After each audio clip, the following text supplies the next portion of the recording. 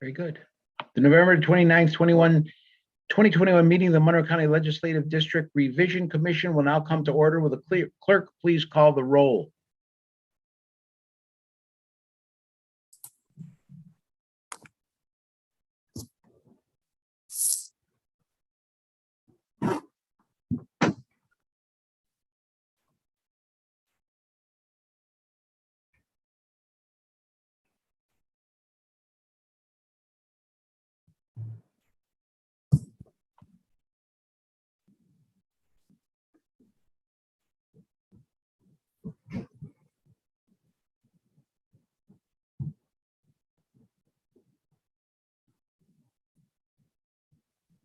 Our clerk just got kicked out. I think he's back in now.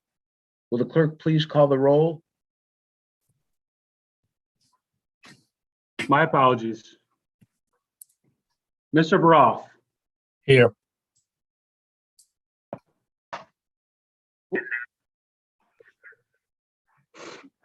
Hang on 1 second.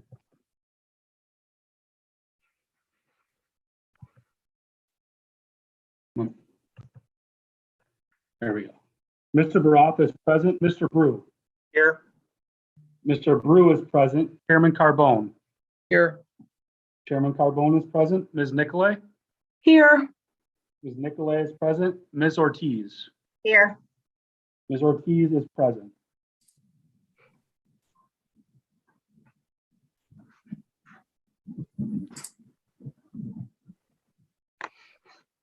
Okay, at this time, I'd like to thank the members of the commission for serving thus far. Would Commissioner Ortiz please lead us in the Pledge of Allegiance? Commissioner? Pledge allegiance to the flag of the United States of America and to the republic for which it stands, one nation, under God, indivisible, liberty and justice for all. Thank you very much. As the president of the legislature and chairman of this commission, I'd just like to say a few words about the next item. We will now welcome Fusco Law Office for the purpose of presentation of the proposed legislative redistricting plan. After the presentation, all members of this commission can ask questions regarding the presentation. Mr. Fusco? President, Yes. President, question. Is that item number 3, new business you're referring to? Yes, Thank you. you're welcome. President Carbone, thank you. Good morning. My name is Adam Fusco. I'm joined by my co-counsel, John Champoli, and our cartographer, David Schaefer of Skyline Consulting.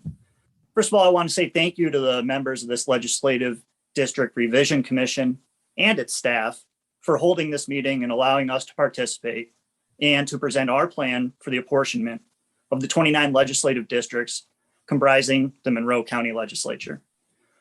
As for the relevant background to this plan, as you all may be aware, on October the 27th, the governor signed into law Chapter 516 of the laws of 2021, which provides in relevant part that no county shall supersede any state law which relates to the division of any county into districts for purpose of apportionment. To wit, Chapter 516 lays out 6 main principles: that the difference in population between the most and least populous district shall not exceed 5% of the mean population of all districts. The district shall not be drawn with the intent or result of denying or abridging the equal opportunity of racial or language minority groups to participate in the political process or to diminish their ability to elect representatives of their choice. Third, the district shall consist of contiguous territory. The district shall further be compact in as much as a form as is practicable. The district shall not be drawn to discourage competition or for the purpose of favoring or disfavoring incumbents or other particular candidates or political parties. And finally, the districts shall be formed so as to promote the orderly and efficient administration of elections. With the provisions of Chapter 516 and the county charter of the County of Monroe, the municipal home rule law, and the constitutional equal protection principle of one person and one vote, as our guides, we present this plan for the legislative redistricting to the commission for its deliberation. And we ask the commission, pursuant to its authority under the county charter, to adopt this plan and offer this proposal to the legislature for its consideration. Now, with regard to the particular proposal that's in front of the commission, I believe at this point you should all have a proposed local law along with the 29 individual district maps and a summary of the changes to any of those maps that were made late last night. Also, there should be an overall map of the entire county that shows the 29 districts. Excuse me, sir. We do not have that. We do not have any summary of changes made since late last night. I would I ask for request a copy of that, please.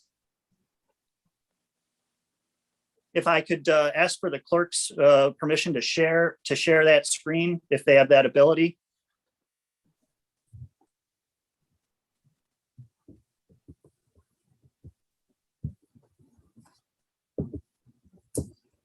You should have the ability to share your screen. So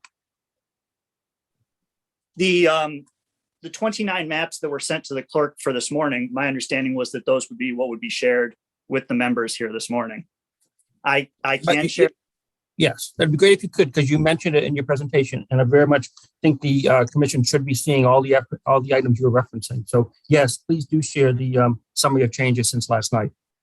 And does the clerk have the ability to share that screen with what I had sent to them this morning? Thank you. This is what we are referring to here. These are each one of the maps for each one of the individual districts. Thank you, sir. And how does that show summarize changes to the district? Well, first off, we're looking right now at District 3, right? We had looked at District 1 and 2. We're currently looking at District 3.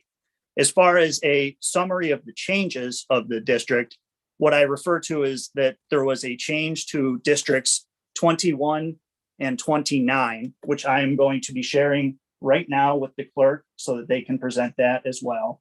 That had already been sent, but give me 1 second to send that again.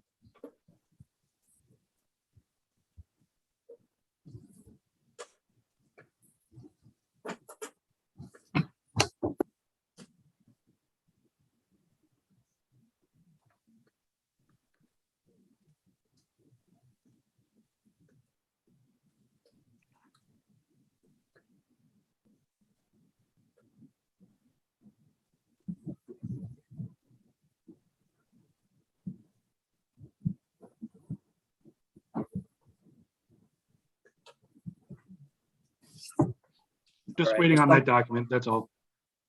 And that has just been sent, and it's the last attachment in the email that was just sent.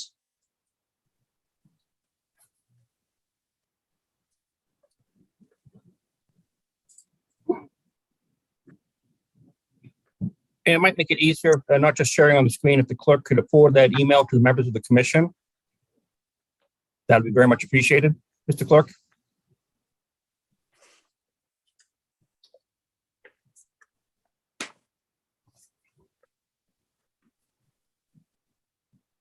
I can do that. I just haven't received it yet. That's all. Thank you. Just give me a second. Once I receive it, and I will forward that to you guys so you have it. And what was also just sent to the clerk is a final map of the November 28th differences. And you'll see that in a separate email, Mr. Clerk. And Mr. Clerk, you could send that separate email along to the commission as well. That'd be very much appreciated.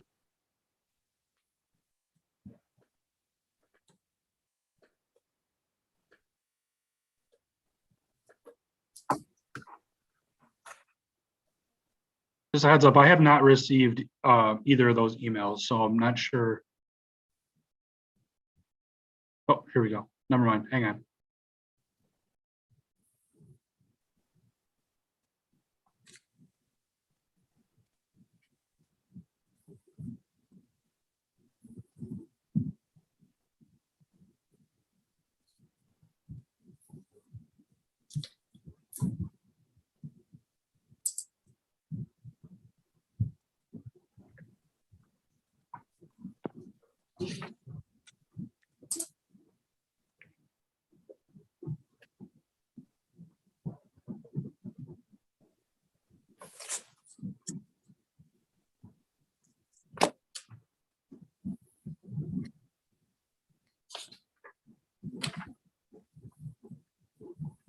So with the time that the clerk is taking to put these up to share a screen, what I can do is go over a summary of the provisions that are included in this proposal, and we can go from there.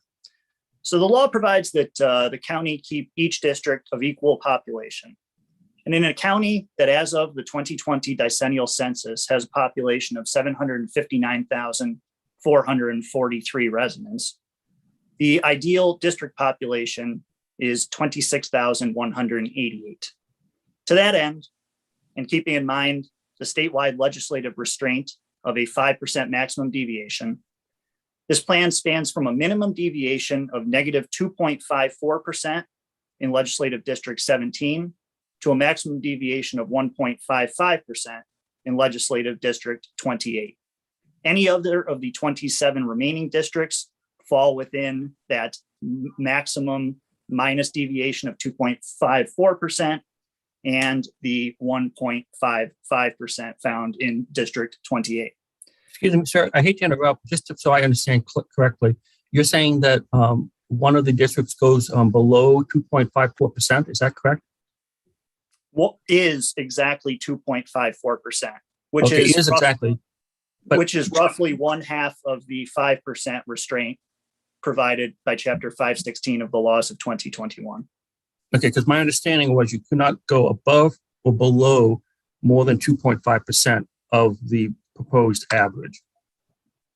And this is 2.54%. Sounds like that's more than that maximum. Am I incorrect on that in your legal opinion? Adam, you want me to take that? John, please go ahead. This is a range. Okay, so if all of the districts except one were at 0 deviation and one was at 5% deviation, that meets the standard that's been set in the municipal home rule law. Okay. Thank you for the Okay. clarification. I did not understand that. So, generally speaking, you're right in terms of your approach. You're saying it's a 5% deviation, so therefore you're going to look to have 2.5% in one direction and 2.5% in the other. But you can go over the 2.5% in one direction if you go less than 2.5% in the other. It's a range. Okay, thank you. So with that, the plan presents the districts in as compact of a form as is possible, which has the visual effect, as you see on the screen in front of you, of districts that are more regular in shape than the prior maps and without jagged lines dividing communities. I'd like to keep in mind that this plan, and this was an integral focus of the individuals working on this project, was to keep the cores of the districts. You'll see on the data in front of you that these deviations, like we said, range less than a total of, or right around a total of 4%, which complies with the current state law. And those two districts that I mentioned that deviate the most is the two ends of the spectrum, whereas most of the districts find themselves within 1% either way of their previous population. To that end, this plan, and it again was an integral focus of the individuals working on this project, keeps communities of interest intact. So it keeps the cores of the districts and keeps the communities of interest intact. And the final thing that I would add is that with regard to the County Board of Elections, under this proposal, the county will have a map in place prior to what we would expect to be the adoption of maps by the statewide Independent Redistricting Commission, which means that next year, the board would only have to draw state and federal districts and would not be saddled with the burden of also developing county legislative districts. Also to that end, inside of the local law, you will see that there is an amendment being made to Part B of section, and there it is right in front of you, section A4-4 of the Administrative Code. And this would put in place boundaries or meets and bounds of each one of the districts by census blocks and tract numbers, thus alleviating the burden of the county attorney or any other part of the county's administration to have to draw meets and bounds at a later date. In other words, everything that is needed is inside of the text of this plan. So I understand that there's a lot to look over and go over. I wanted to give sort of a relevant background of what's behind this plan and overall summary of the fact that this stays within all the parameters of the statewide law and makes the districts simply more round, more regular, and keeps the cores of those districts in place. I would anticipate that we'd have a number of questions. And so with that, I would open up the floor, and myself, Mr. Ciampoli, and Mr. Schaefer would be glad to answer any of the questions you may have. So I'd actually like to speak, please. So thank you, Mr. Fusco, for your presentation. This is not directed towards you. I'm doing my very best to contain both my frustration and, quite frankly, my anger at this point. This commission has not been a commission. It has not had the opportunity to actually come together to work as a commission. We have not had the opportunity to come back and discuss the principles by which these maps would be created, the feedback that the community gave us through the 3 or plus meetings that we had with the community. I see nothing here for that. This commission did not authorize, again, no offense to you all, but this commission did not authorize this legal team to come together to do this work. This work was supposed to be done by the Board of Elections in partnership with this commission. We have not had the opportunity to do that. I sent several messages to this commission trying to get us together, last one being sent on October 19th, requesting that we actually sit down and have a working meeting to provide the principles by which we would work, discuss the community feedback, categorize that feedback, discuss the actual plan and the schedule by which this would happen. We have no meeting, nothing. And then we get a meeting request on November 11th on Veterans Day to come together the very next day to discuss your law firm. This is absolutely ridiculous that we are operating in this fashion. And so many of us, by the way, we're working in an active election. We still are working in an active election. We are on day 4 of a recount. And again, less than a few days notice here to come together to discuss now maps that have already been drawn. Like, I really have no idea what the heck is going on and what are we doing? And so thank you for your work, but again, none of this was done or authorized by the commission, nor have we had an opportunity to sit down and discuss how this should work and what we need to do to ensure that we're listening to the community. None of that has been done. This commission has not been a commission. We're here to vote on it right now to bring it in front of the legislature. We're here to vote on that right now to bring it in front of the legislature. I am absolutely not voting on bringing this to the legislature. Clearly, you may not need my vote, but this entire process has not been a process, nor have these commission members ever been granted the opportunity to be such. This entire process has been a sham. Every single last step, you have disrespected this commission. It has not even been such. And so I am absolutely disgusted by everything that has happened thus far, because you have not provided the commission its due opportunity to do its work. And every step of the way, ignored and completely just disregarded, and steps moving forward have all been done by you, President. And so I have nothing more to say. We're here to discuss the lines and vote on the lines. I appreciate your comments and your lines which were not created by this commission, that were no input whatsoever from the community, that we spent 3 days, by the way, which are not enough, but we spent 3 days, not opportunities, to try to listen to them. What community feedback was even provided within these maps? Well, all members of the commission are entitled to present a redistricting plan. Did you have anything to present today? Sir, that is not my role as a singular person for this commission. This commission is supposed to put together lines for the commission. No singular person should be doing that. Therefore, no, I did not do that, because that is not the role of this commission. Okay, We are well, supposed to be doing it together. And we have not had the opportunity to do so. you have any questions on these lines for the attorney? I absolutely have no questions on this because I think they're invalid. I think you have not provided the due process for us to actually come up with these lines, nor do I think they should be voted on or looked at all at this point. We need to go back and take a look at what the community said, then take a look at what we need to do regarding the current lines to adjust some of the requests that were made. And can someone tell, Mr. Fusco, can you tell us what aspects of the community feedback were taken into consideration to draw the lines that you had actually drawn here? Well, so I would start back with the original point, and I understand your frustration and your concerns. And I would say that under the county charter, there is a duty, there is an obligation on this commission to come up with a proposal within a certain time frame to present to the county legislature.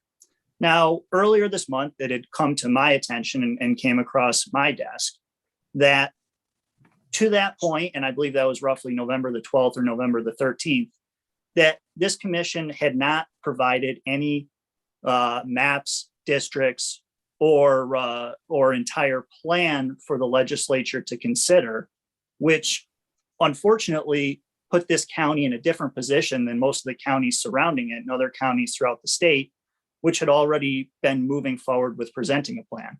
So to that end, my office, along with my co-counsel, Mr. Champoli, and our cartographer, Mr. Schaefer, were retained to be of benefit to this commission and to assist this commission in doing what's required for it to do under the county charter, which is to take a look at the census data, put together certain blocks and tracts in the form of a reapportionment, and then send that plan to the county legislature for its consideration. And so to that end, Commissioner, our office is here to assist this commission in fulfilling its duties and obligations under the law. Thank you, Mr. Fusco. I appreciate that and your efforts, but we missed a couple of steps on the way here. And so that's all well and good, but there were a ton of things that were missed, and this commission did not have the opportunity to do the work that it was commissioned to do. So I think all of this, unfortunately, is null and void for me because we missed critical steps throughout this process. And again, if you are going to move forward with something like this, because clearly you're probably going to do it anyway at this point, what portions of the community input did you utilize in creating these lines? And so the answer to that question would be that there's still the ability for the community input because under the municipal home rule law and under the general municipal law, there's a requirement that a public hearing be held before the legislature were to consider this proposal.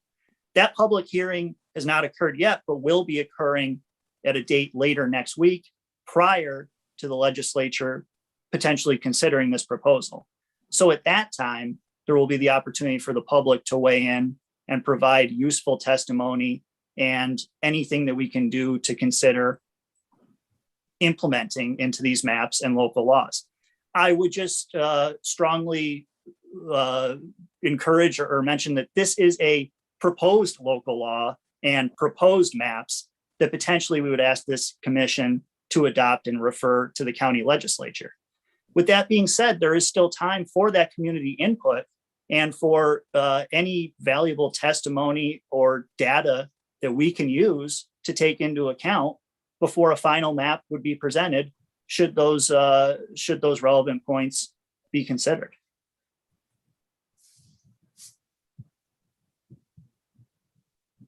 Any other questions from any members of the commission? Oh, yes, yes, thank you.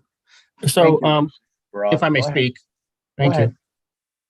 So Mr. Fusco, you just said that, am I correct to understand you are going to be available to make revisions to the map after public testimony is heard next week? Is that what you just said? I'm sorry, I missed the last part of that. Are you going to be available to make any suggested amendments to the map after the public hearing and before approval by the legislature? Yes, I'm absolutely available, and that's the entire thing that Mr. Champoli, Mr. Schaefer, and I present. Are you capable of doing so in the period of about 5 or 10 minutes, which would be the approximate difference between the end of the public hearing and the potential for the legislature to vote on said map? Will you be in the room at the time with your computer to do so? Yes, absolutely. Well, you best be, because the public hearing that you referenced is held on the very same day, evening of the vote, typically with no breakouts, no breaks from the legislature. They just go through their agenda, and if they pay any attention to the public hearing, there's no legal or no record of that, because nothing actually happens. But it's good to know that you'll be there and available with your program. Speaking of which, what program, in fact, did you use to draw up these maps? Because there are many possibilities. This is the program Maptitude, is a licensed software program. Generally, I can answer those questions. However, I would disagree with your premise that I used anything to draw anything. I think it's important for everyone to recall and consider that the key for, or the role of attorneys in the reapportionment process is the legal descriptions and explanations.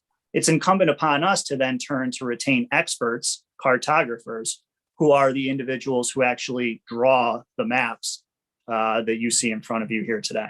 So then I should correct myself and say then, is the company that you retain, I believe represented by David Schaefer, will he be in the room at the public hearing to make any suggested changes that the legislature may, or members of the legislature may so choose to make? Will he be there if he's the one who drew the map and not you?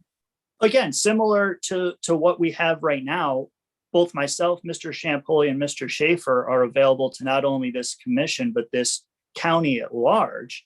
And when you say be there physically, of course, recall that most of these meetings take place pursuant to a change in the open meetings law that allows for electronic or Zoom meetings that would otherwise be public meetings.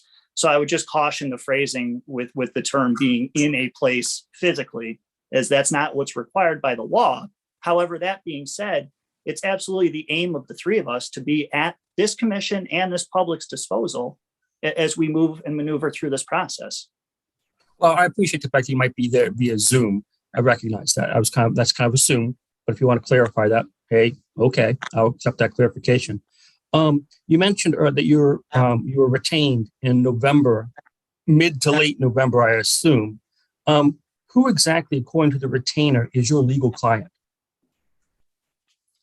Our retainer presents us as counsel retained by the state legislature, who under your county charter has the authority to retain experts and legal counsel in these matters. I don't think that answered the question. Who is your client in this regard? I think I can answer that, and it's the county. The county legislature has retained us for the purpose of advising the commission and the legislature on the production of the plan that is ultimately adopted. Well, sir, my understanding, the retainer, which I do not have in front of me, actually retains the county legislative majority, not the county legislature. Could you clarify, please? I don't have the document in front of me, so I'm at a loss to be able to clarify that. I don't know if Adam has it. I see him looking off the screen.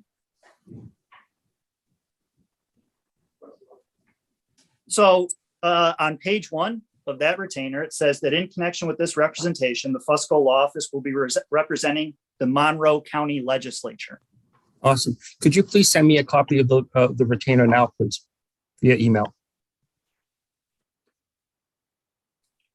I'm I sorry. will send it to the clerk of the commission to share with everybody, if that's okay.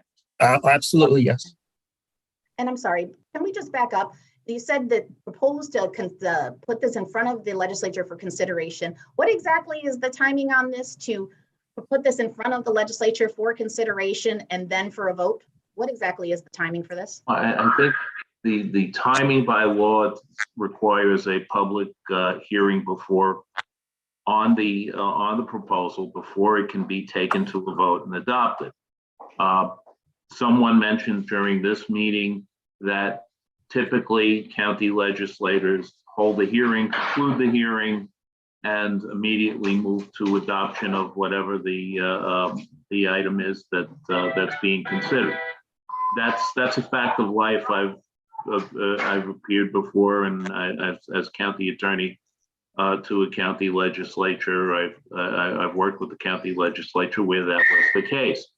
Ultimately, however, the determination of the consideration and the how and the timing and the time frame and the process for amendments, which has been suggested by some folks here, that's up to the legislature itself.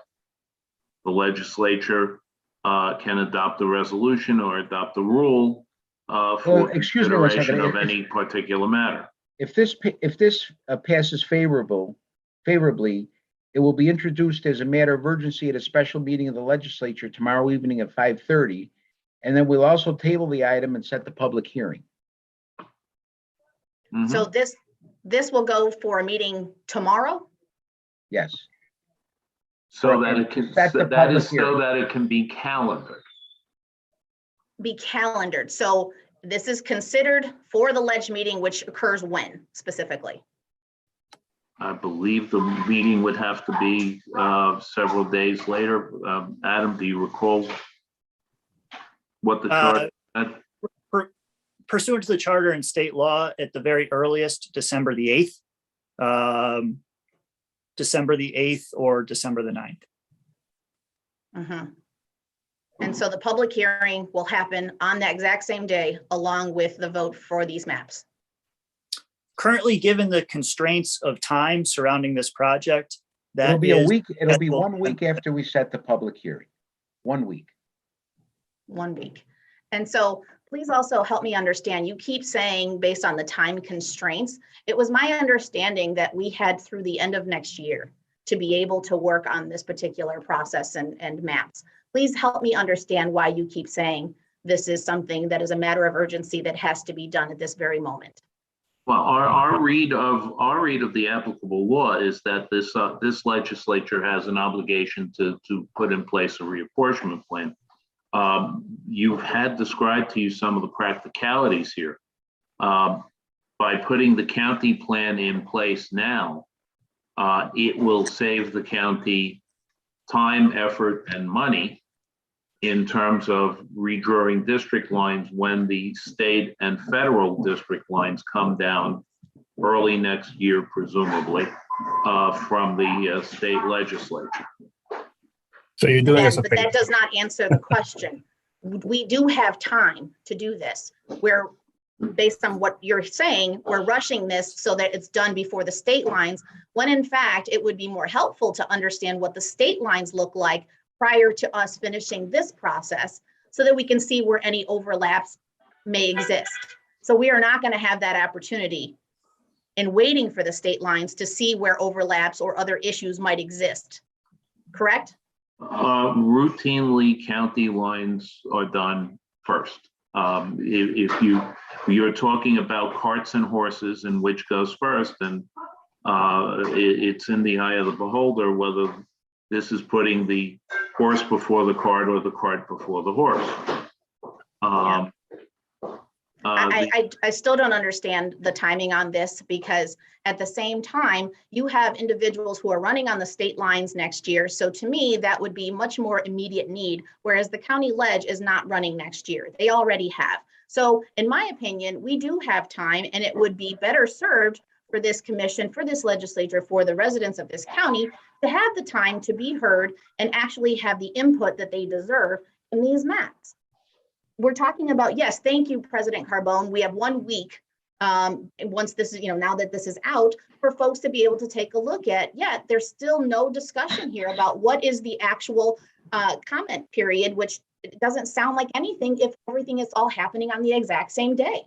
So to Mr. Baroff's previous comment, how exactly will we be making these changes that we hear from the community? Oh, by the way, we've already had a ton of opportunities and requests from the community. So are you dissecting all of that community input prior to this meeting?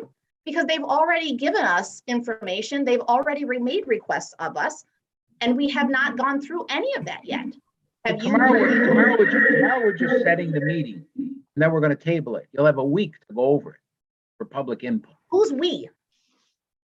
Who's Anybody? we will have a week to go over it? You. and your people, and me and my people. And And my the public. people, well, is not this commission is going to be going through this? And with the law firm to go through this? He just said he'd be at your disposal. If you don't agree with this process, Commissioner, you could just vote no. I absolutely don't agree, but at the Then you same can vote time, no. to vote. You've I'm already certainly expressed- going to you've vote already no. I expressed to us that absolutely you- am going to vote no, but that doesn't Absolutely. negate the fact that there has been no process Do you have a question? whatsoever. Do you have a question or a comment? This is question. I have made my comments. I'm making my comments. Yeah, but this is There is question. no process here. All right, thank you. Any other questions? Yes, sir. Go ahead. But first, I do have to comment that when you say your people and my people, Our people. I'm sorry, Let our me people, rephrase. whatever, that's not happening on the Democratic side. We're not doing that. You You are. had a right to Stop- submit some stop maps. Talking as if you're just doing the normal thing. You're not. So on to my question. Thank you. First off, I have not yet received the copy of the retainer that I asked for from the clerk. Has that been forwarded to the clerk yet? Mr. Fusco, do we have to share the retainer? He is You're our on- client, remember? You just said it. Stay calm, legislator Baroff. I'm trying to, sir. Yeah. I'm trying to. You make it difficult. I'm doing the best I can, legislator Baroff, with what I got, okay? Mr. Fusco, do you want to share that retainer? Dr. Carbone, I appreciate the ability to have input into that matter. I did send this to the clerk. However, to your point, there is no requirement that the retainer be shared. It is not a public document. When this was considered at the meeting of the legislature, there was a referral, which incorporates the retainer by reference, but not in toto. And Do so you that, express or not? Once If it you goes do, through you can share the purchasing, it'll retainer. become a public document. It's not, excuse me, sir, I did not hear you. Once it goes through purchasing, it'll become a public document. That's not sufficient. It has to go through the select commission if we're going to vote on this document. We need to know that Mr. Fusco and his partner are actually going to be available to us, and the retainer will state as much. We've not seen this retainer. It's been shared with the clerk. I'm asking the clerk to share it with members of this commission. Yeah, but it already got Mr. Clerk. approved by the legislator, by the full. No legislature. retainer has been approved by the legislature. Yes, it was at the special. It was meeting. not reviewed. The ability for you to make a contract was abused. The retainer itself was not, sir. You know that. Mr. Clerk, can you please share the retainer? It's up to Mr. Fusco. I have not received anything yet.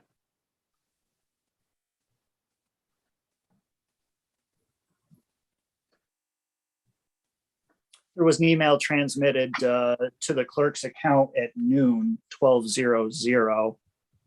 To that end, though, and I would also like to defer to my co-counsel with regard to the sharing of the retainer agreement and as to whether that would violate any confidences or if he would have any issue with sharing that. Well, Mr. Fusco, I think Mr. that members of the legislature are obviously entitled to a copy of the retainer. I don't think it is generally public information for exactly the point that you raised, Adam, to the extent that it may contain any confidential information. That is not public information, should not be disclosed by the members of the commission or the legislature. Understood. That's not my intent to disclose it. My intent is to review it. Mhm. So, Mr. Clerk, Mr. Fusco said that he sent it your way at 12:00. Did you receive it? Maybe someone in spam, perhaps? I have not gotten anything into my email. So I'm not sure what email he is sending it to, but it is not going to mine. I believe your email is, well, I guess I don't want to necessarily say that out loud, but it's public. So you'll dgrant@monroecounty.gov. That is correct.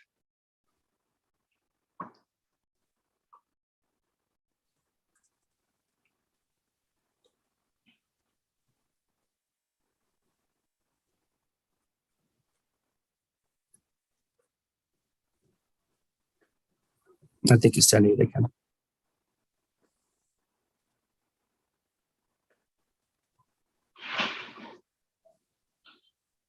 While we're working on that, is there any other questions?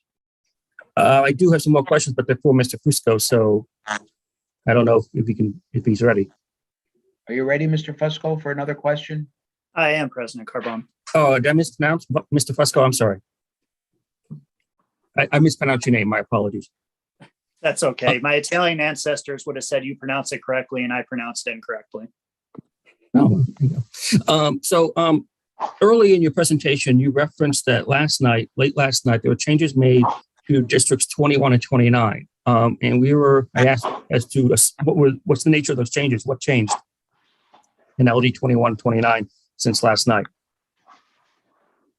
So in last night, as we were working together to put together this proposal, we had input that there were certain communities of interest in the 21st and 29th legislative districts, 22nd and 29th legislative districts, and that input from the community, which to Commissioner Ortiz's point, we have been paying attention to and taking into account, asked that those core communities and core communities of interest be not disturbed by these maps. And so the minor revisions that were made were generally that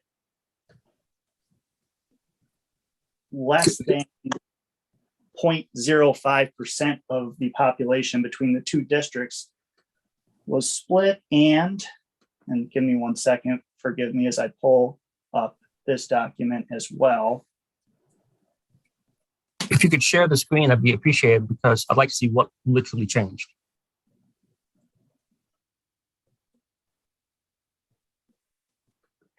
And that's reflected, and if the clerk can share the map with the changes, the November 28th changes map is a black and white map.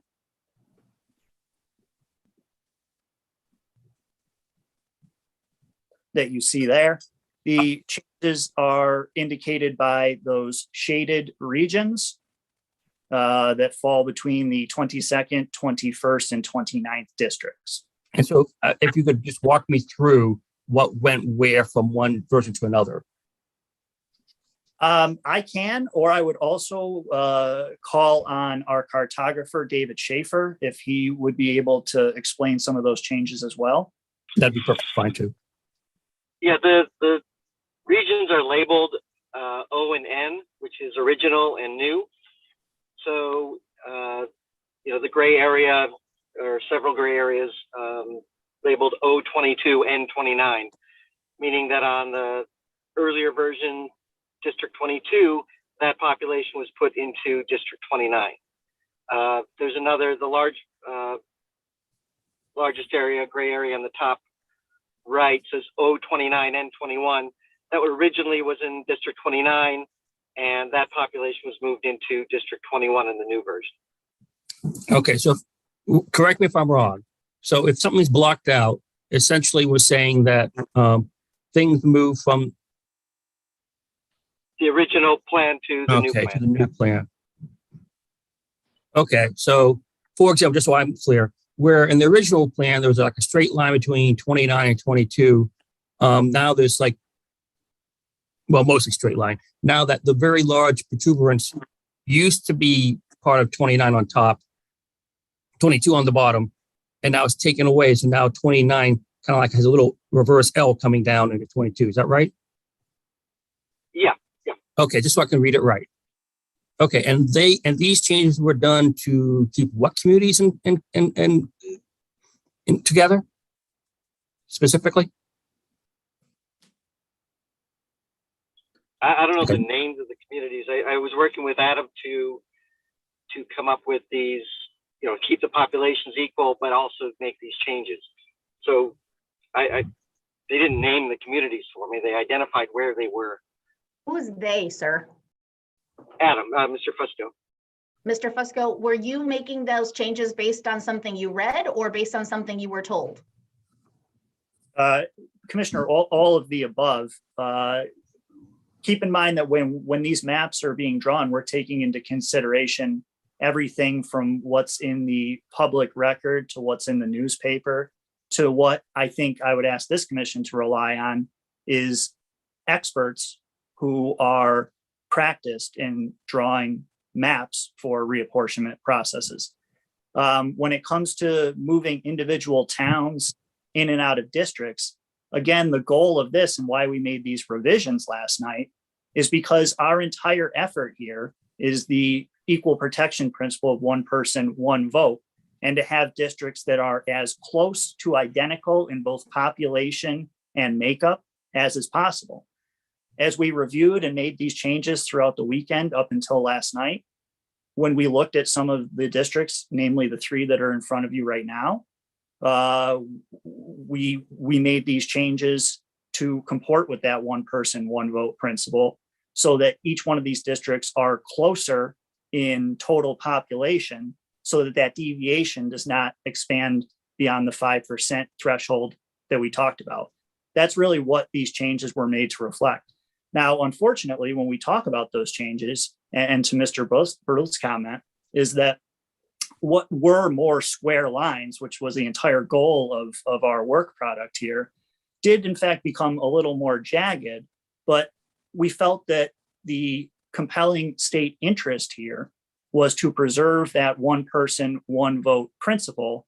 And so the only way that we could do that was by having less straight lines and a little bit more of a jagged line, to Mr. Bruce's comment, like that sort of backwards L emanating from the 22nd district. So again, it was to comport with the United States Constitution, as well as the relevant state and local law that I had referred to earlier. Well, but the original lines did that as well, correct? They did, of course. Right. So you're making these changes to not break up particular communities. And I'm telling you, I'm looking at this map, and I'm not seeing what neighborhoods are being broken up or put together, or what's been done here. But that's beside the point.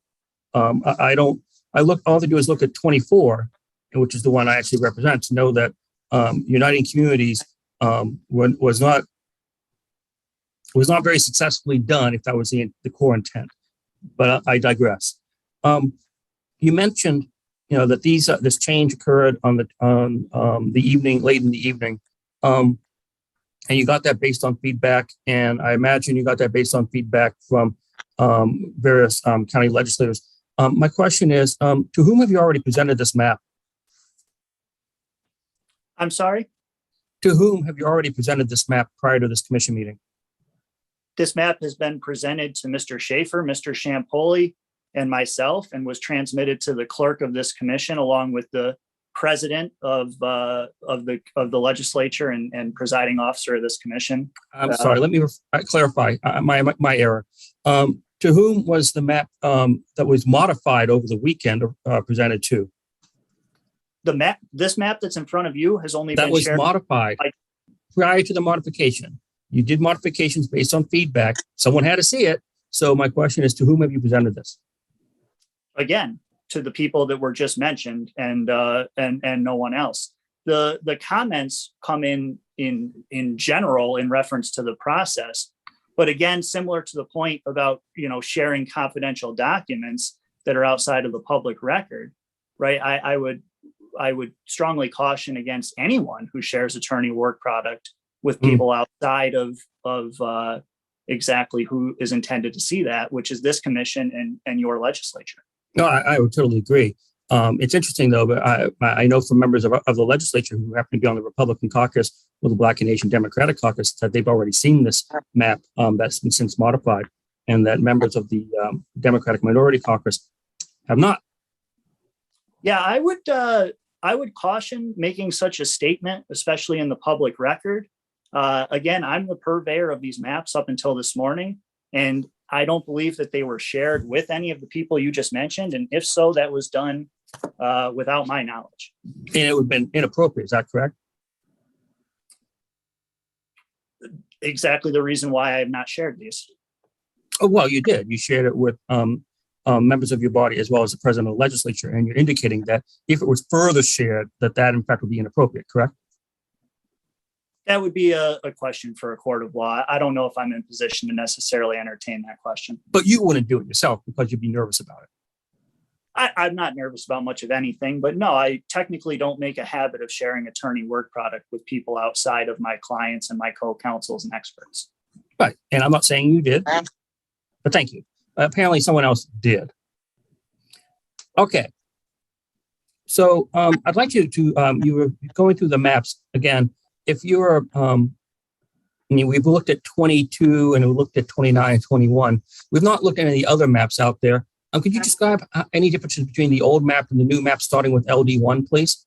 Wait, hold on, Mr. Burrow. Sure, go ahead. Before you get off of 22 and 29, Mr. Fusco, can you tell us, because obviously, you know, this one vote, one, you know, whatever it is that you just told us, can you also talk to us about when we talk about communities of interest, because 22 and 29 are very heavily populated in terms of our Hispanic population, which was also a very important piece of community input for which we were provided. And so what does the breakdown look like now between the 22nd and the 29th? Because it looks like you took a large piece there in the corner and you put it in the 21st. So can you talk about what has now occurred within that particular community of interest? So we have the data in front of us here. And I would point to that. I would also ask if David Schaefer can make himself available, as he really is the person that we rely on in terms of explaining the data underlying the maps, and may be more useful to answer your question. But I certainly, you know, would defer to David and fill in the gaps.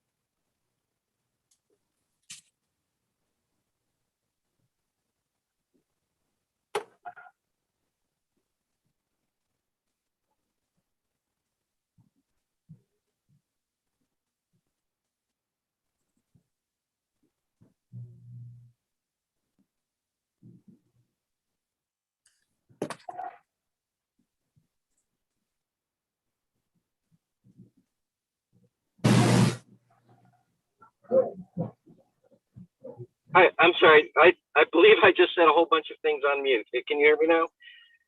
Yes. We can now. Sorry about that. Districts 22 and 29 both have in the high 30s. District 22 has about a 35.7% Hispanic population. 29 has a 37.4% deviation. District 21 has a Hispanic population, but it's about half that of districts 22 and 29. Comparing to the original districts prior to starting drawing, and even to the previous proposal, the Hispanic population percentage of those two districts, 22 and 29, have not changed significantly in any way. So they were both 37%. In the high 30s. I don't have the original report in front of me, but they were both in the high 30s. They're still in the high 30s. And the section in the map for which you moved from 29 to 21, is that 14621 neighborhood? What specifically was that? Because there is a large neighborhood association that is 14621, for which we were trying to reduce the amount of cut that was occurring in that particular area. So the piece that was taken, what specifically was that? From 29 into 22. Well, into 21. It looks like you moved something into 21. Oh, okay. That piece on the north part, I don't have the demographics of that section in it. It's probably about, I'm trying to estimate based on what I can see in front of me, maybe 30 to 40% black and the rest white, but I don't have my Hispanic percentages there. I don't want to speculate on what they could be without the map in front of me, but it's it's not an African-American area. And so that's all I know for sure right now. Okay, if you can provide us the details of what was moved in 22 and 29 within each other and also outside of those two districts, that would be very helpful.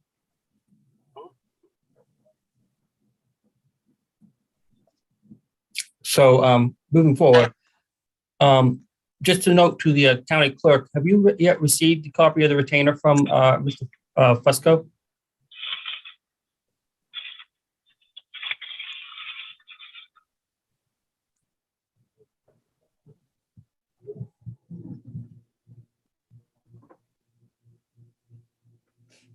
Mr. Clerk? Sorry, check my email. Hang on one second.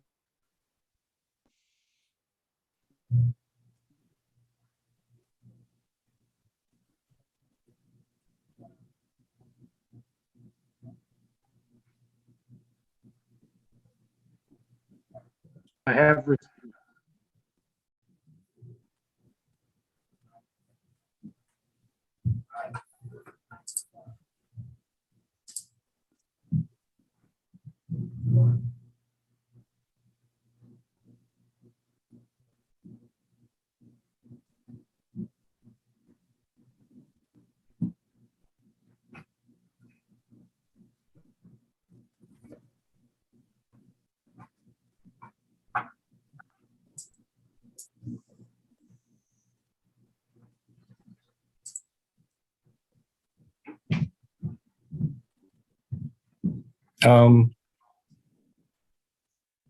I don't think I heard you, Mr. Clerk.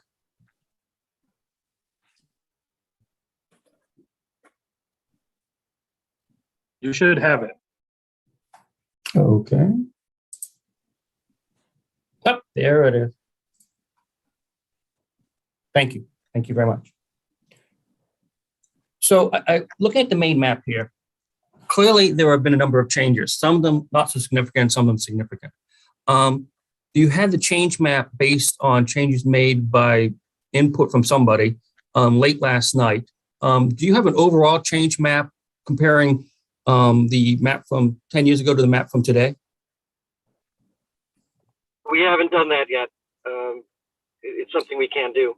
Is that a difficult thing to do? Is it something relatively easy to do? It's not difficult. It'll take time, but it's not difficult. Okay, but if you could, and I'll ask Mr. Fusco, Mr. President, if this is something that's going to happen, is this something that you can do and share with the commission in the next, what's a reasonable period of time, sir? A few hours. Oh, okay. That you could do by the end of the day today? If Mr. Fusco agrees, then yeah, I can do it by the end of today. Mr. Fusco? Okay, Legislator Brown, if they agreed to that, as soon as we get it, we'll send it to you.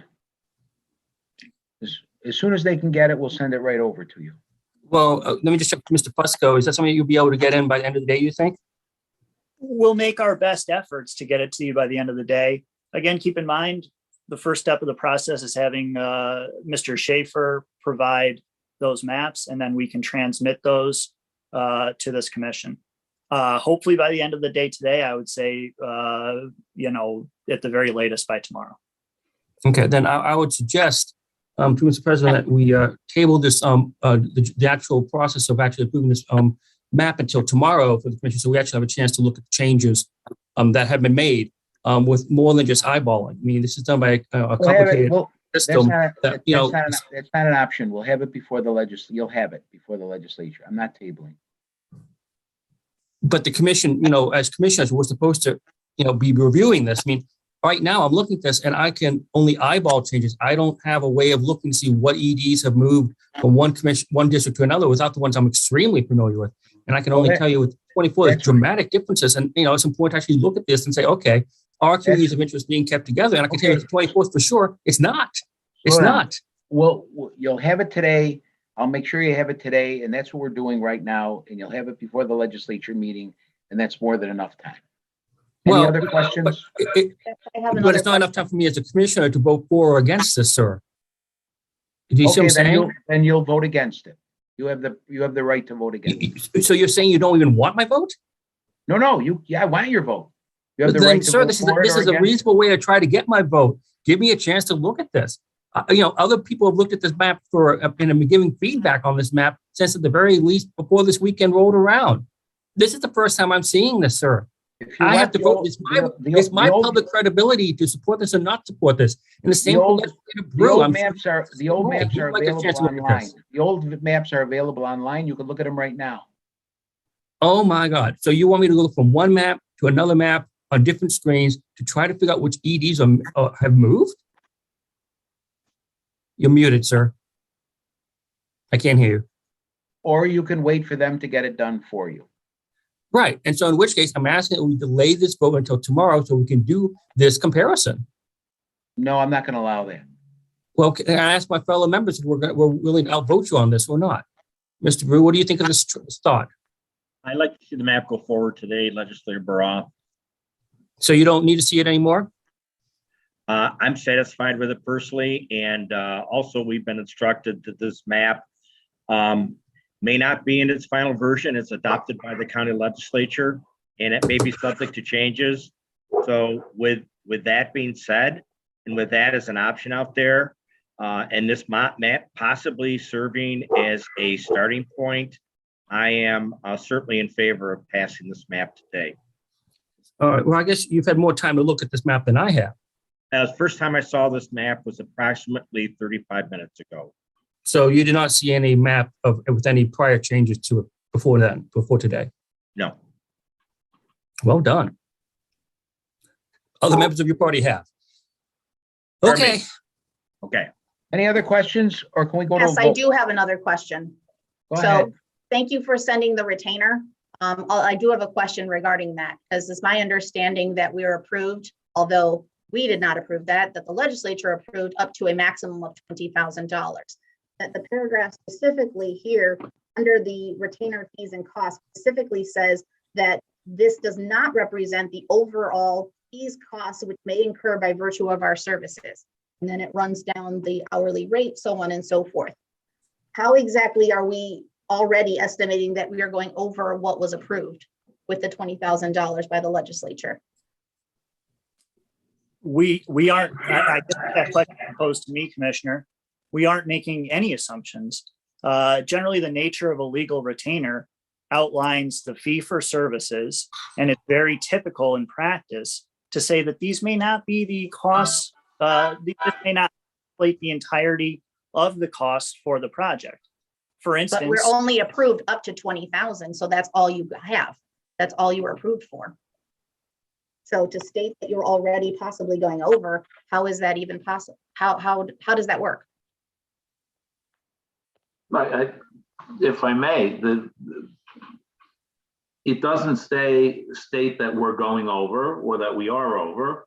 It anticipates charges that might be occurred in the future that would put us over the retainer amount.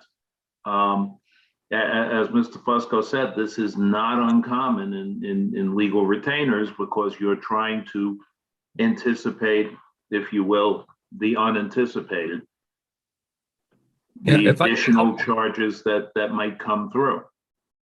Yeah, I can be helpful here, Commissioner Ortiz.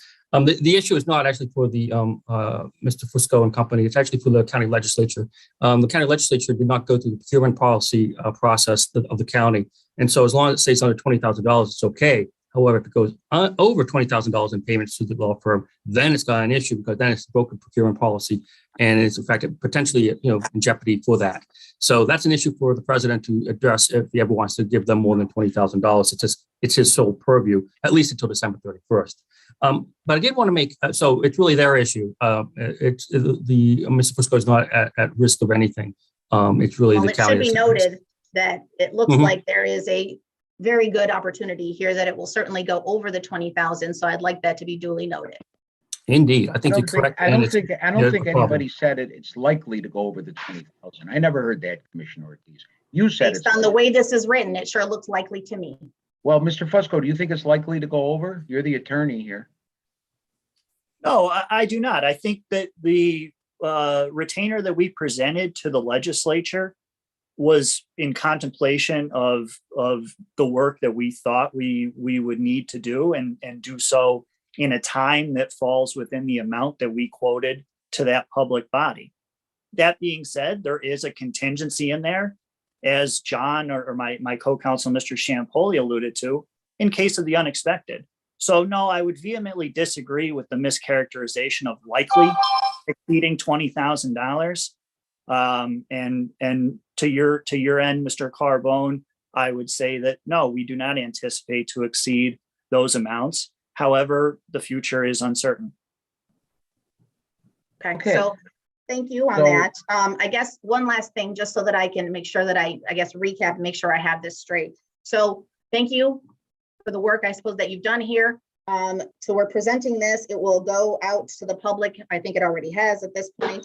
It is going to be there is going to be a public hearing and voted on December 8th. Am I correct? No. I'm not correct. So this is not occurring on December 8th or 9th. Public hearing tomorrow, 7-day window for public input. Which falls on December 8th. It'd probably be the 9th or 10th. Which is the day public hearing will occur and a vote will occur, correct? Correct. Okay. And to the point of the timing on this, thank you, Mr. Champoli, but I just want to also just make sure for the record, the commission had 3 months from its appointment as a commission to present a plan to the county legislature, and the county legislature has an additional 3 months to approve the map. So we have 6 months to be able to work on this. Yet, based on what we just heard, December 9th or 10th is when we are pushing this through. And so I'd like to make sure that that is again noted, and this is in the charter for us to be able to have the time that we needed, despite the description that was previously given to us that we should do this before state lines. Thank you very much. Yeah, I must second that. You know, we do have plenty of time to actually do our job, and it's unfortunate that we can't be provided with an electronic document to look at this in detail. Instead, we're giving a map that you can't manipulate. I would suggest if you were to look at 24, LD 24, if anyone could for a second. This is a single example that wasn't even cited as something that was changing dramatically or even minorly over the weekend. So I guess it wasn't controversial to those who are privileged enough to review it. But if you look at this map right now, I would characterize this as a key. And it used to be more of a diamond shape. And now all of a sudden it's going into the middle of downtown from the looks of things, as well as out to West Henrietta. And I got nothing against either one of those. They're fine places. But the fact is, this is now breaking up multiple communities that I'm personally aware of. And it's appalling to see that happening. And I just point that out as, you know, one person looking at one district. And I look at this and I say, my God, what were you thinking? But I have no opportunity to go through it in details. I'm sorry, sir, I'm still speaking. These are the proposed maps. I've told you before. I'm sorry, I'm still speaking, sir. Yeah, but that's not a question. That's not a question. This is a question and answer period. It's a question and comment period, as you earlier said, but sir, I'm still speaking. Please stop interrupting.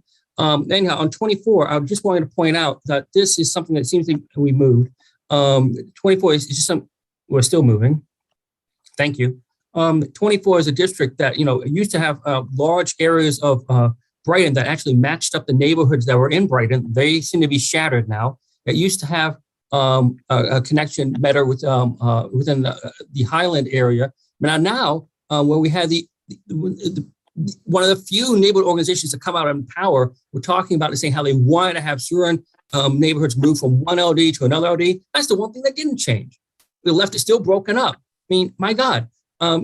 This just seems to me, it's like, you know, in terms of public input that the public gave, and by which I mean in public, so everyone's heard what they had to say, that input was ignored. The mysterious secret input that occurred over the weekend from who knows who, that input was listened to. This is backroom politics, sir, being served up to us, and we're asking us to vote on it. And you don't even want my vote. You don't care if I vote for this. You'd love it, but you don't give me the opportunity to look at this thing. So I'm going to finish up and just say, I'm just like my colleague, Commissioner Ortiz, I am appalled and disgusted with how this commission has not done its job, and that you've led us down this primrose path of partisanship. It's so Trumpian. We don't need this here. Thank you. Thank you. Can we please have a mover and a second to accept the proposed legislative redistricting local law? We have a So mover. move, so move legislator Brew. We have a second? I can second it, Chairman. Okay, second it. Can we have a roll call vote, please? Mr. Baroff, So just out of curiosity, that's abstention a possibility?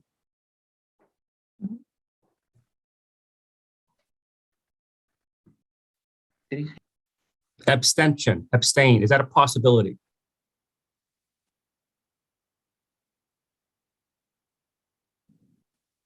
I believe it is. Do you agree with that, Mr. Clerk? I believe so, yes. Yeah, I see no reason why you can't have an abstention. Just noting, I vote against it. Mr. Baroff votes no. Mr. Brew. Yes. Mr. Brew votes yes. Ms. Nicolay. Yes. Ms. Nicolay votes yes. Ms. Ortiz. No. Ms. Ortiz votes no. Chairman Carbone. Yes. Chairman Carbone votes yes. The proposed maps and local law passed 3-2, be recommended to the legislature. This will be introduced as a matter of urgency at a special meeting of the legislature tomorrow evening at 5:30. We'll also table the item and set the public hearing. Mr. Clerk, have there been any comments submitted to the commission in writing? Yes, there have been. Just give me a minute here and I will pull them up. And Just as a quick question, Mr. President. How was notification of this commission meeting made to the public so they had the opportunity to give public comment? It went out on Friday and an agenda was sent out yesterday. What I'm saying is to whom? To the news media, perhaps? That's typically the way it's been done in the past, I've been told. Yes, to the news media. It was sent to the yes, news. the news media was on the notice on Friday right around noon. Were they on the notification, the agenda that came out on Sunday that mentioned a public hearing? The agenda, as it has been this whole time, has been sent to the commission members. So there was no notification to the public that they had an opportunity for a public meeting, a public comments for this meeting. Just that a meeting was occurring, not that they had the opportunity to speak to it. Is that correct?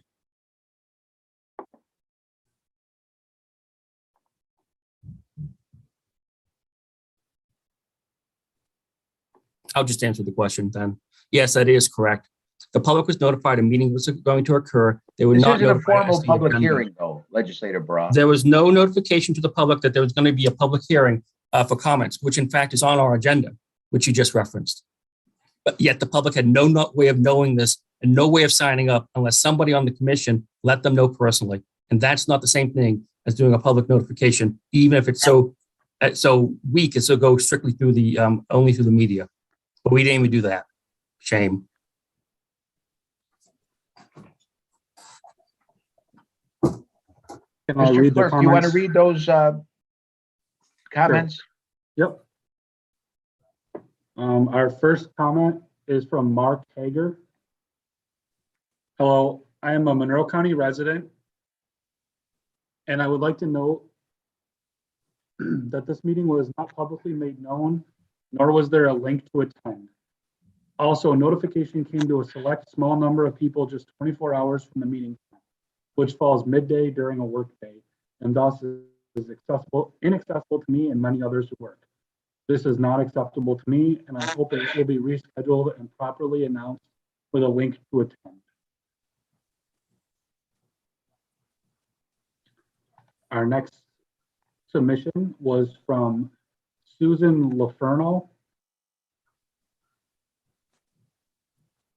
Good evening. Just found out about this meeting taking place. I, as well as many others, have not seen any public notification about this meeting. Apparently, notification came to a select small number of people just 24 hours prior to the meeting. Shouldn't our representatives be letting their constituents know about these meetings? Where is the Zoom link or the ability for public comment? I don't believe that this is what the governor had in mind when allowing for virtual legislative meetings. How is this secrecy serving the people? Very disturbed and disappointed. Susan LaFurno.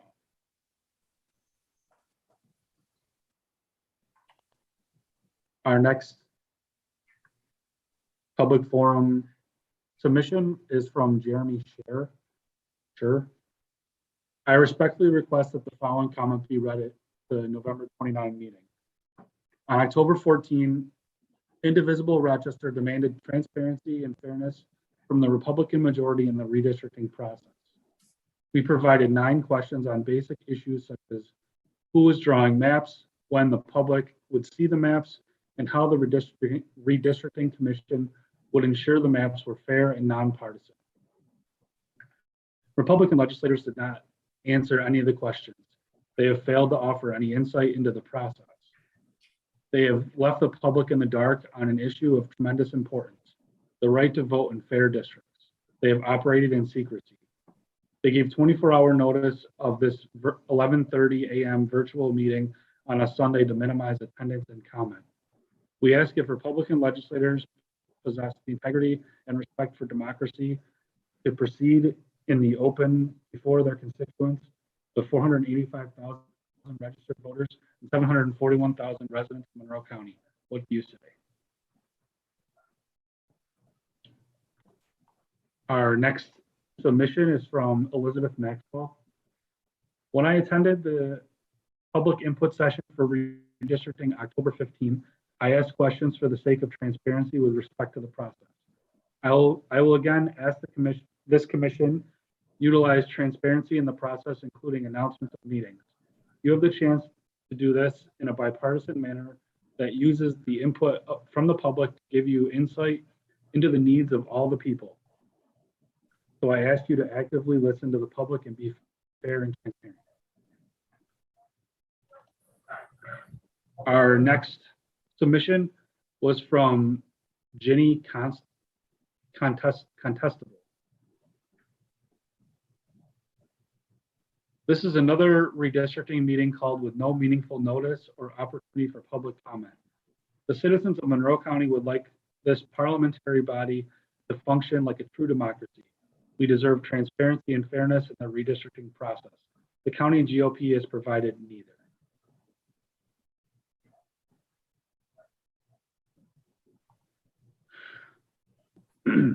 Our next submission is from Judith Weinstein.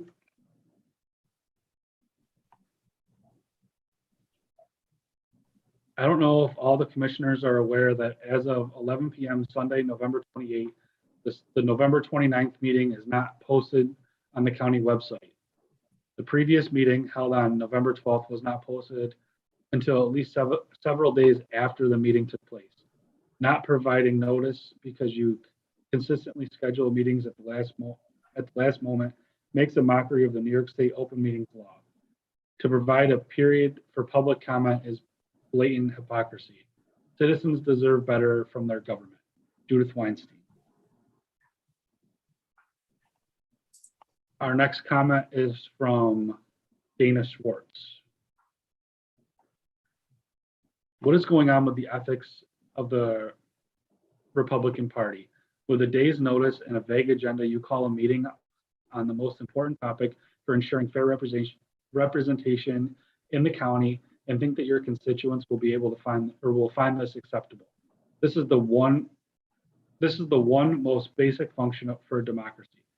Setting up unbiased districts with nonpartisan boundaries. Total transparency in all aspects of the process must be maintained. Has the Republican Party locally and nationwide decided that they need to work in secret, lying and deceiving the populace, making backroom deals, promoting divisiveness, obstructing voting, and thereby destroying the democracy that we have built over centuries? Has this evil culture and behavior been normalized by Donald Trump all the way down to the county level? If so, I find this deplorable. Surely there remain some ethical members of the party who will object this way of doing business and preserve our basic governmental processes. We cannot just selfishly think of our current self-interest, but rather that of the future of our country and our county. The people are not blind to the actions you take today. You will not be so, and we will not be so any other day. We are not fools to be taken advantage of by every governmental action or inaction. Autocracy will not prevail in Monroe County. Bring these proceedings into the open, demand nonpartisan apportionment, and provide fair representation to every resident. Your people will not ignore, and we will not forget your actions today. Our next submission is from Beth Laidlaw. For some time now, I've been asking about who was drawing redistricting maps, when would we see the maps, and what process the redistricting commission was using to be sure the maps were fair and nonpartisan. I have not heard answers to these questions. Worse, the redistricting committee seems to be trying to work covertly. We have had 24-hour notice of the 11:30 virtual meeting on a Sunday to minimize attendance and comment. I'm asking for answers to the above question. Elizabeth Laidlaw. Our next submission is from Megan Thompson. I just found out about the redistricting meeting that is being called at 11:30 a.m. today. Please allow more time for the public to be involved by having it after work and allow more notice for people to be able to respond. Otherwise, you are doing a disservice to the people you're supposed to represent. Megan Thompson.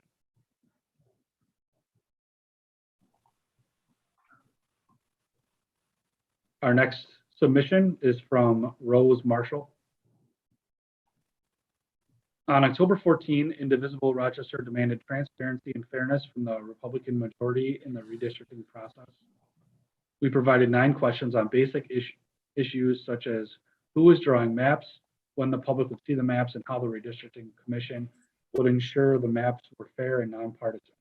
Republican legislators did not answer any of the questions. They have failed to offer any insight into the process. They have left the public in the dark on an issue of tremendous importance, the right to vote in fair districts. They have operated in secrecy. They gave 24-hour notice of this 11:30 virtual meeting on a Sunday to minimize attendance and comment. We ask if Republican legislators possess the integrity and respect for democracy to proceed in the open before their constituents. The 485,000 registered voters, 741,000 residents in Monroe.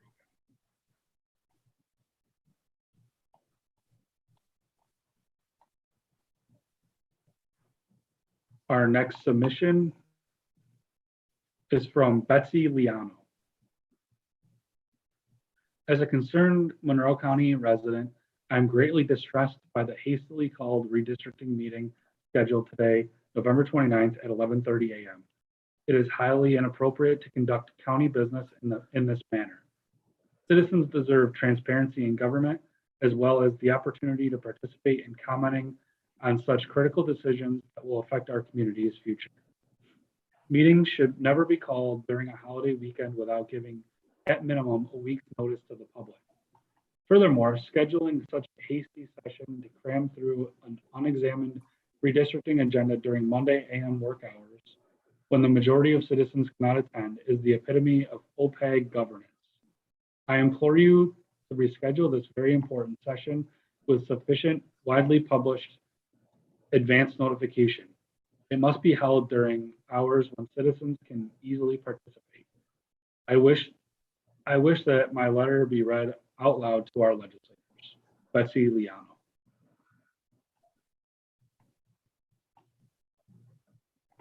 Our next submission was from Mary White.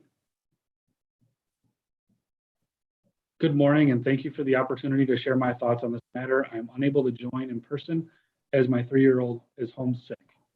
I hope that this is the first of many opportunities for our community to share their thoughts on the redistricting process in Monroe County. As a representative democracy, I feel there is no more essential to building trust in our system than the districts we create to represent the people. I'm asking that the legislature take the approach of creating a nonpartisan group to develop 2 to 3 options for districting, as well as all of the information about how those options create equity and fairness in our community's representation. Once those are developed, I would ask for numerous public information sessions, both in person and virtual. That these sessions are widely publicized and people are actively recruited through the community to share their thoughts. We have a powerful opportunity to build trust and accountability in our community through the process. Monroe County has a chance to be the model of fairness and transparency to serve as a goal for other communities to follow. In order to ensure democracy prevails, we must demonstrate that we all value the principle of democracy, particularly the notion of representative democracy over allegiance to any party. Mary White.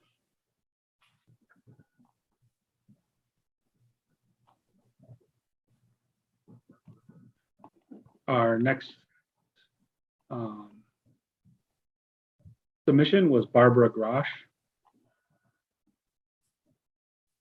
Speaking on behalf of the League of Women Voters of the Rochester metropolitan area, I submit the following remarks. 1, the conduct of this commission, and especially of its chair, makes a mockery of the state open meeting law. This comment applies to the failed meeting of November 12th, the special meeting of the county ledge on November 23, and the failure of public notice for today's meeting. We learned about this meeting via social media, but as of midnight, it was not announced on the county website. There is no excuse for such late notice to the public. 2, on October 13, we urged you to conduct the business of the commission in an open and transparent manner with ample meetings for the commission to do its work together and under the public eye. That has not happened. The commission has not held a single meeting since October 15. If the commission is not meeting, then the commission is not performing its duties. The commission is required by law to contain 5 members, including both Republicans and Democrats, and it is the commission which is required to prepare proposed districts to submit to the legislature. If the commission never meets, then it is not in compliance with the county charter, and any maps that may be proposed can hardly meet the requirement of the charter. Such non-activity on the part of the commission may well be grounds for legally contesting the maps. 3, we would like to know the full details of the Fusco Law Office, which Legislator Carbone individually and without the knowledge of or consent of the commission has retained to advise the commission. President Carbone touted this firm at last week's county ledge meeting as highly qualified, but we have been unable through internet searches to learn what law office he was referring to. What is the name of the attorney? What law firm is he associated with? And what New York counties has he advised regarding reapportionment? Please provide the name, address, website, and phone number for the attorney question. 4, we urge you again, as we did in our testimony to you on October 13th, to allow sufficient time for public input. We believe that 3 to 4 weeks is the minimum time required for informed public feedback on the maps. Furthermore, after the public hearing, there should be time for the commission to make adjustments in response to the feedback. We see that per the county charter, once the commission has submitted the maps to the legislature, its work is done. However, the commission is free to schedule public hearings in advance of submitting the maps to the legislature, as you did in October.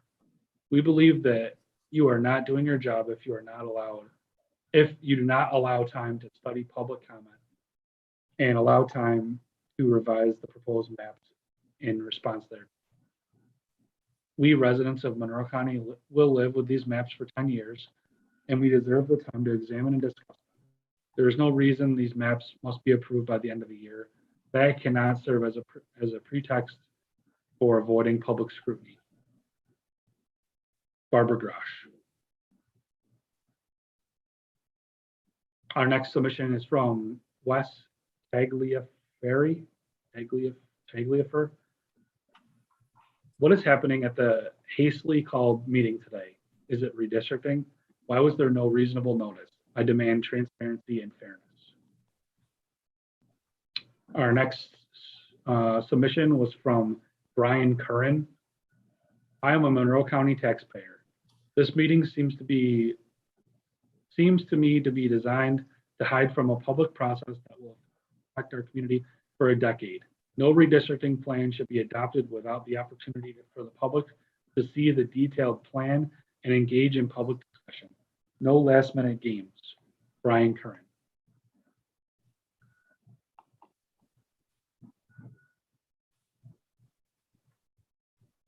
Our next submission is from Joanne Nania. Please be sure to include this in today's very hastily called meeting. That includes redistricting on the agenda. This whole effort to work this legislation behind closed doors and with no reasonable notice given for public input is insulting and dangerous. I call on this group to provide transparency and equity in the redistricting process and discussion. These current efforts only serve to underscore the impression that Republicans cannot win when people are allowed to vote and must resort to underhanded and manipulative actions to ensure an unfair result. Be a true public servant and do the work of all the people, not just your party. Thank you, Joanne Nania. Our next submission is from Jerry McMahon. As an engaged citizen and voter, I am dismayed by the lack of transparency on the part of the redistricting committee of the Monroe County Legislature.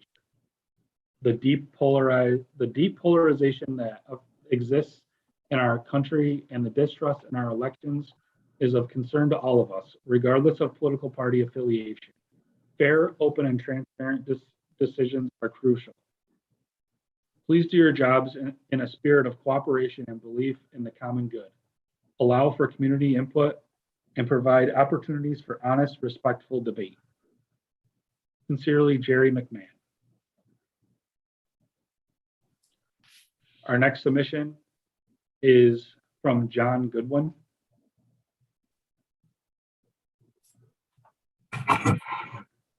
I have only now been made aware of a call for a redistricting meeting this morning at 11:30 a.m. I hereby request that this email be read at the meeting. I stated in a previous public meeting that a democracy requires the active participation of its citizenry. To actively participate, they need to be accurately informed and to vote based on their conscience and understanding. The will of the citizenry can only be made aware when the votes are counted fairly, transparently, and without diminution through highly partisan redistricting. Our government operates upon the foundational principle of the consent of the governed. And to have the consent of the governed means that it is necessary for it to operate with observable transparency and fairness. Not doing so becomes destructive to the institution of and belief in of our or any government. Lincoln said it best when he referred to ours as a government of the people, by the people, and for the people. Unfair and opaque redistricting goes to the core of the failed democratic government because it undermines the constitutional principle of voting, the most visible means of showing the consent of the governed. A failed government guarantees failure to everyone, not just political opponents. I realize that a democracy is a difficult thing to manage. As Winston Churchill once said, democracy is the worst form of government, except for all the others that have been tried. Restated, however, that means that it is the best form of government that we have. It is therefore in everyone's deepest interest to ensure the success of our grand experiment. Thank you for your kind attention given to this communication. John Goodwin. Our next submission is from Judith Sternberg.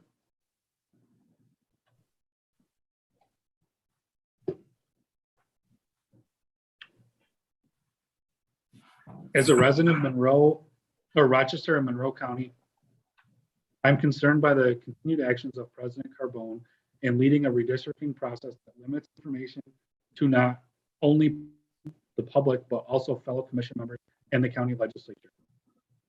The latest example of this being today's meeting, which was called with just 1 day's notice to commissioners and less than that to the public. The actions President Carbone continues to take are providing material that may be used later by those who want to challenge the resolving maps. I urge Mr. Carbone, as head of the commission and president of the county legislature, to change course and conduct all future commission and legislative meetings and actions according to standard procedures, giving adequate notice to commissioners and the public, providing an adequate period for public review of proposed maps, and allowing for revisions to maps based on public feedback prior to the final vote of legislature. The end product of your process will provide the final measure of the commission's work. Maps that are fair, that respect and provide voice for neighborhoods and diverse communities will redeem the flawed process. The converse may well lead to court or referendum challenges. Judith Sternberg.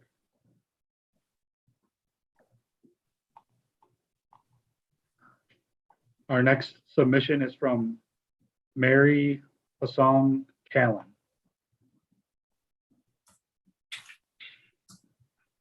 I write to express my disappointment and sincere concern for the manner in which I view the process currently being followed by the Redistricting Commission.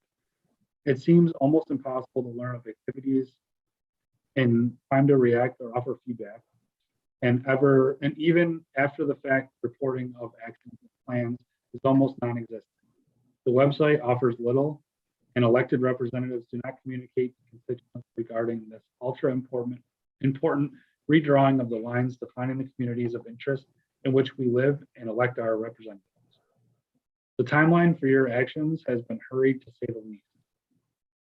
One can speculate in terms of strategies, but even without ulterior motives, the speed with which this process has been conducted out of the view of the voters whose lives will be affected for the next 10 years is most troubling. I ask that going forward, communication on maps, public input opportunities, and those outside parties hired to complete the redistricting process be better publicized and a more collaborative process to replace this current example of governance behind closed doors. Mary Hassan Callan.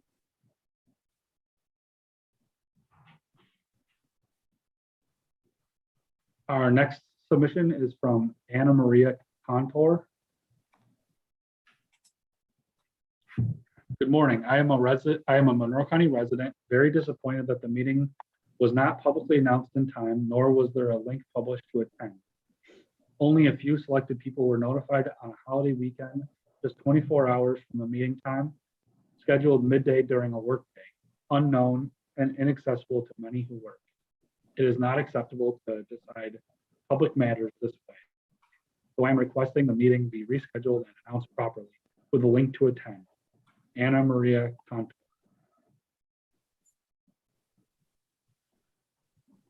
Our next submission is from Dave Gerritsen. In October, you held a series of meetings. Despite inadequate notice and holding the sessions at inconvenient times and inconvenient locations, the public showed up. Their message loud and clear: listen to us, don't draw these maps without our input. Did anybody show up to applaud the lack of transparency by the commission? No. Did anybody speak to support a process that would be secretive and rushed? No. Did anybody urge the commission to do its work with a minimum of public notice and public interaction? No. No. Those who spoke, every single one, offered variations of the same theme. Be open. Lay out a process that is deliberate and clear.